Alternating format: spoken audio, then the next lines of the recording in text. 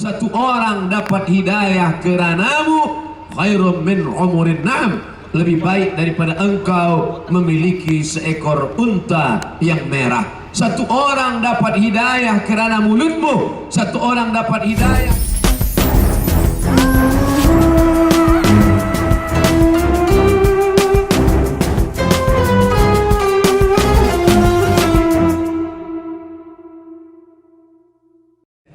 Kalau mata suka melihat hiasan, maka telinga juga suka untuk mendengar yang baik-baik. Disitulah ada nikmat hiasan mata dan ada nikmat hiasan telinga.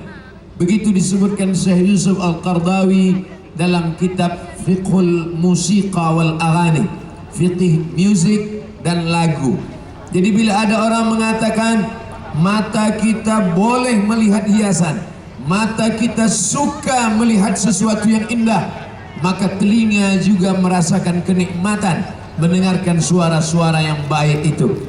Maka dalam lantunan tarannum Al-Quran kita mendengar ada lagu Soba, ada Bayati, ada Sika, ada Ras, ada Jaharka. Maka itu semua adalah ciptaan manusia untuk melunakkan telinga, untuk melembutkan hati. Malam ini kita mendengarkan lagu-lagu dan syair-syairnya pula 3 lagu yang kita dengar.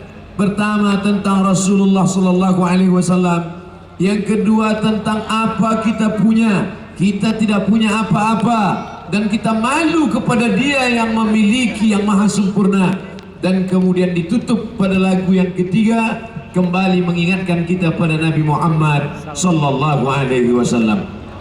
Adapun tentang alat-alat musik, maka kata Syekh Yusuf Al-Qaradawi, alat-alat musik, hadis-hadis yang terkait dengan itu hadis dhaif. Hadis dhaif tidak boleh menetapkan suatu hukum halal dan haram. Oleh sebab itu maka manakala Allah Ta'ala melarang sesuatu, ya ayyuhalladzina amanu, hai orang beriman, la taqulu ra'ina, jangan kamu katakan ra'ina. Bila Allah melarang satu, maka Allah bagi 2 alternatif. Bila Allah melarang satu tidak boleh, maka Allah bagi 2 yang boleh. Jangan kamu katakan ra'ina, tapi katakanlah unzurna wasma'u. Bila kita melarang ini musik haram, ini tidak boleh, ini pintu masuk syaitan, ini melalaikan dari Allah, ini melupakan dari Palestin, ini membuat kita tidak ingat Rasulullah, maka pemuda belia kita akan bertanya, mana musik yang halal? Mana syair yang mengingatkan kita pada Rasulullah? Malam ini Rabbani memberikan kita jawaban-jawaban. Para ustaz, para profesor, para alim ulama yang mengatakan ini tidak boleh, ini haram, ini makruh, yang halal itu mana? Maka mereka menyusun kata, menguntai cerita menjadi sebuah lagu yang indah, lalu kemudian diiringi dengan suara yang merdu. Akhirnya kita pun menikmati solawat-solawat, lantunan nasihat-nasihat. Ada orang yang tidak tertarik untuk mendengar tazkirah, hatinya keras untuk mendengar khutbah, tak pernah kakinya melangkah ke masjid. Tapi manakala tazkirah itu dibuat dalam bentuk syair yang indah, manakala nasihat-nasihat itu dalam untaian lagu masuk ke dalam telinga, masuk ke dalam hati, naik ke dalam pikiran, berubah pintu hati kerana lagu yang baik, maka sesungguhnya bila hari ini kita tengok, kita lihat ada grup nasyid pemuda belia, ada grup-grup nasyid yang baru, maka amal tetap mengalir kepada Rabbani. Kata Nabi sallallahu alaihi wasallam, man sanna fil islami sunnatan hasanatan, siapa yang membuat suatu tradisi yang baik, falahu ajruha, dia dapat pahalanya, wa ajru man amila biha, dan dia dapat pahala orang lain yang melakukannya. Hari ini kita lihat ada anak-anak muda yang suaranya bagus, yang baik menulis syair, yang elok tutunan kata-katanya, kemudian mendengarkannya dengan lantunan suara yang bukan main memukau, maka pada saat itu Rabbani pun mendapatkan amal jariah. Berpikirlah kita apa yang boleh kita akan buat di masa akan datang. Mereka sudah berbuat. Malam ini kita sedang berpikir apa sesuatu yang baru yang boleh kita buat hari ini, 20 tahun akan datang masih terus diamalkan orang. Mereka sudah membuat lagu, sudah mendendangkan syair, sudah memperdengarkan salawat selama 20 tahun, tetap berkarya. Datang syair-syair yang baru, ada lagu-lagu yang baru, tetap berkreasi. Apa yang sudah kita lakukan, apa yang akan kita bawa mati menghadap Allah Subhanahu wa taala. Betul kata Allah dalam Al-Qur'an, udkhulu min abwabin mutafarriqah, masuklah ke dalam surga dari pintu yang bermacam ragam. Ada yang masuk surga dari pintu jihad, ada yang masuk surga dari pintu salat, ada yang masuk surga dari pintu sedekah, ada masuk surga dari pintu menyantuni anak yatim. Rabbani mungkin masuk dari pintu surga, pintu seni, pintu melembutkan hati, pintu melantunkan salawat, pintu mengajak orang berbuat baik, tidak melalui khutbah, bukan pula dari jalan tazkirah, tapi dari jalan yang melembutkan telinga, yang melunakkan perasaan. Maka ini salah satu dari amal kebajikan yang dapat dilihat di hadapan Allah pada saat menghadap Allah. Wa qadimna ila ma amilu min amalin, semua amal mereka akan kami nampakkan, akan kami tunjukkan. Tapi ada amal-amal itu yang tak bermakna setelah ditunjukkan Allah di depan matanya, walaupun sebesar biji sawi. Faman ya'mal mithqala dzarratin khairan yarah, tapi ada amal itu tak bermakna disebabkan tiada ikhlas di dalamnya. Kita doakan beberapa sahabat kita dari Rabbani manakala bersalaman, mamin muslimaini, ada dua orang muslim yaltaqiyani, berjumpa, wa yatasafahani, berjabat tangan, illa ghufira lahuma. Ustaz Abdul Somad doakan kami, saya jawab, saya balas, doakan juga saya. Kita saling mendoakan. Mudah-mudahan Rabbani, saya Al-Faqir Abdul Somad, dan kita semua yang hadir malam ini sentiasa istiqamah menegakkan agama Allah, insyaallah. Amin ya rabbal alamin. Hanya caranya saja yang berbeza. Saya melalui cara tazkirah, Rabbani melalui cara nada dan lagu, sedangkan jamaah dengan cara yang bermacam ragam tapi menolong agama Allah Subhanahu wa taala. Saya sampai tadi siang dari Medan, Sumatera Utara, kemudian kami dibawa berjalan-jalan melihat pesantren modern Darussalam.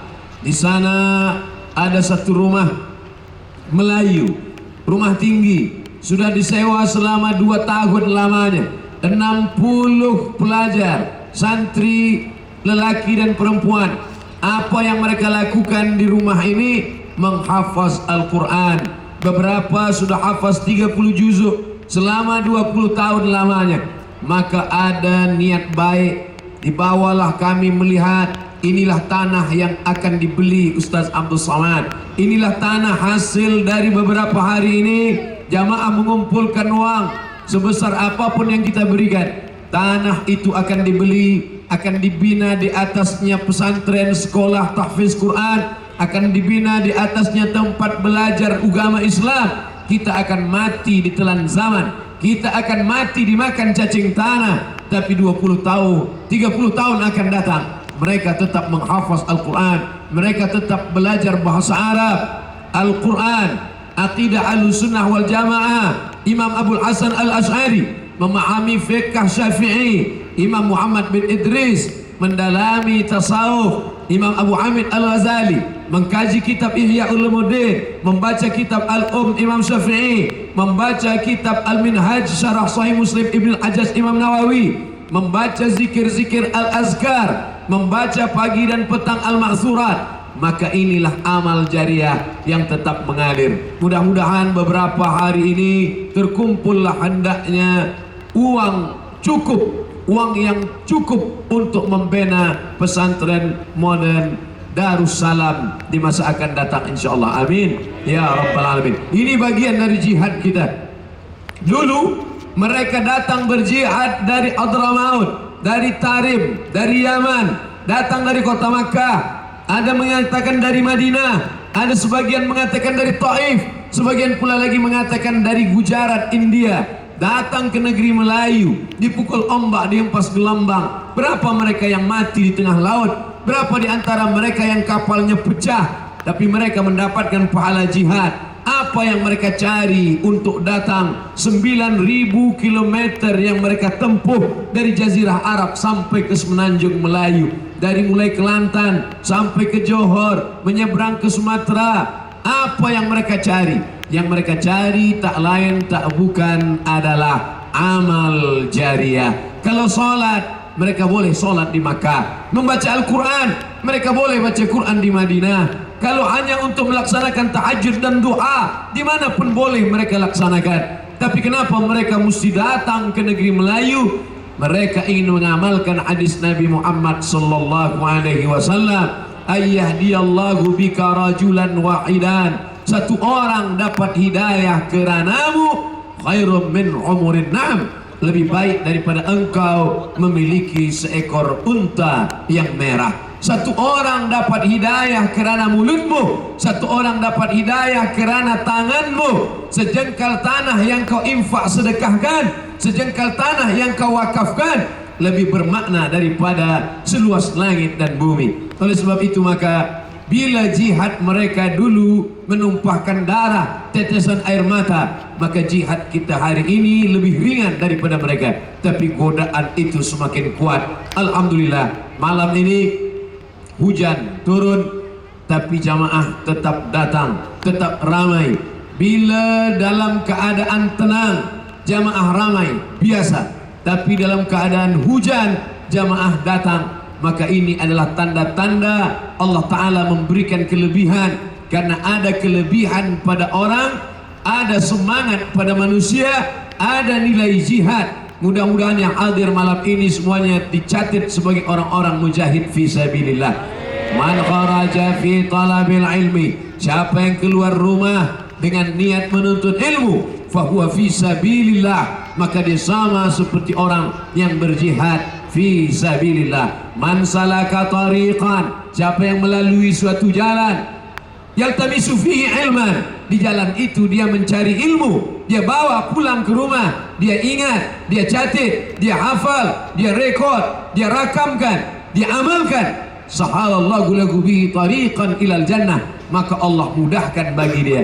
Adapun saudara-saudara kita yang berniaga, yang berdagang, yang berjualan, maka apa kata Nabi sallallahu alaihi wasallam? At-tajir, pedagang, peniaga, orang yang berjual beli. At-tajir, peniaga. As-saduq, yang jujur. Al-amin, amanah, tidak curang, tidak berkhianat. Ma'an nabiyyin, kalau mereka mati nanti, pedagang-pedagang ini nanti kalau mereka meninggal dunia, kalau mereka jujur dan amanah, mereka akan bersama dengan 4 golongan. Ma'an nabiyyin, bersama para nabi. Wasiddiqin, bersama orang yang benar. Wasyuhada, bersama orang yang mati syahid. Wassalihin, bersama orang-orang yang saleh. Kita doakan pedagang peniaga kita mendapatkan keuntungan berlipat ganda insyaallah. Tapi jangan lupa juga untuk menyumbang pondok pesantren Darussalam. Amin. Ada keberkahan rezeki. Rezeki yang banyak tidak ada berkahnya, maka dia hanya tempat lalu saja. Pernah bermimpi menjadi orang kaya, pernah bermimpi menjadi orang yang berkuasa, pernah bermimpi menjadi orang yang viral dan popular, tapi tak berkesan apa-apa ketika menghadap Allah. Itulah pesan Sayyidina Ali. Apa kata Sayyidina Ali? An-nasu niyam, manusia ini semuanya tidur. Kita ini sekarang sebenarnya hakikatnya sedang tidur. Saya tidur, puan tidur, tuan tidur, hadirin hadirat muslimin muslimat sedang tidur semuanya. Bila kita terjaga, falamma matu, manakala kita mati, intabahu. Bila kita mati, disitulah kita baru sadar sebenarnya kita sedang tidur terlelap mengigau dalam mimpi yang panjang.